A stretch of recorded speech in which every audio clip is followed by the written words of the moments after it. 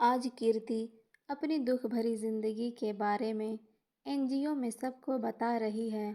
कीर्ति की मां मीरा और उसके पिता मनोज एक दूसरे से प्यार करते हैं। मीरा के घर वाले इस शादी से राजी नहीं थे। वे नहीं चाहते थे कि मनोज से शादी हो, पर मीरा उसी से शादी करना चाहती है। कुछ दिनों के बाद मीरा मनोज से शादी कर लेती है और अपने घर वालों से रिश्ता तोड़ के मनोज के साथ रहने लग जाती है। कुछ दिनों तक तो सब कुछ ठीक ठाक चलता है और मीरा प्रेग्नेंट हो जाती है। कुछ दिनों के बाद मीरा कीर्ति को जन्म देती है, पर मनोज खुश नहीं होता है क्योंकि उसे बेटा चाहिए था। मनोज मीरा के साथ मारपीट करने लग जाता है और वो दूसरी शादी करना चाहता है। मीरा के लाख समझाने के बाद भी उसे छोड़ देता है। मीरा रोती हुई अपनी बेटी कीर्ति को लेकर अपने मायके जाती है, पर वहाँ कोई उसे रखना नहीं चाहता क्योंकि वो रिश्ता तोड़ के गई थी। मीरा के रोने गिड़गिड़ाने पर उसे अपना लेते हैं।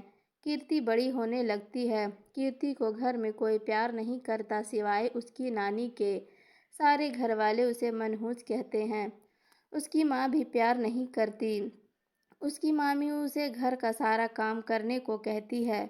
वहीं उसकी माँ का कहना था कि उसकी वजह से ही उसके पिता ने उसे छोड़ दिया। कीर्ति जब स्कूल जाती है वहाँ भी उसे कोई पसंद नहीं करता।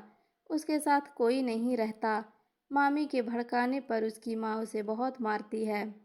कीर्ति तंग आकर कई बार तो अपनी जान लेने की कोशिश भी कर चुकी है, पर कहते हैं ना, ऊपर वाला नहीं चाहता तो कोई नहीं मार सकता। उसकी नानी उससे बहुत प्यार करती है, सबके मार और डांट से बचाती है और उसका हौसला बढ़ाती है। कीर्ति दिन रात पढ़ती और घर के सारे काम भी करती है। इसी बीच उसकी नानी की मृत्यु हो गई। कीर्ति बहुत अकेली हो गई। सारे घर वाले उस पर टूट पड़ते। इसी बीच कीर्ति घर छोड़ देती है, पर उसके घर छोड़ने से किसी को कोई फर्क नहीं पड़ने वाला। उसे दिन रात घर से निकलने का ताना दिया जाता था। कीर्ति एक एनजीओ में चली जाती है। वहाँ उसके जान पहचान के कुछ लोग थे, पर उसे यकीन नहीं था कहीं उसने घर छोड़ के गलती तो नहीं कर दी। कुछ दिन रहने के बाद कीर्ति को अच्छा लगने लगता है। उसे वो प्यार मिल रहा था जो उसे अपनी माँ और घर वालों से कभी नहीं मिला। कीर्ति पढ़ने में बहुत तेज थी। एनजीओ में रहकर जज बन जाती है और अपने पैरों पर खड़ी हो जाती है और पीछे मुड़कर कभी नहीं देखती। अब यही इसकी दुनिया है।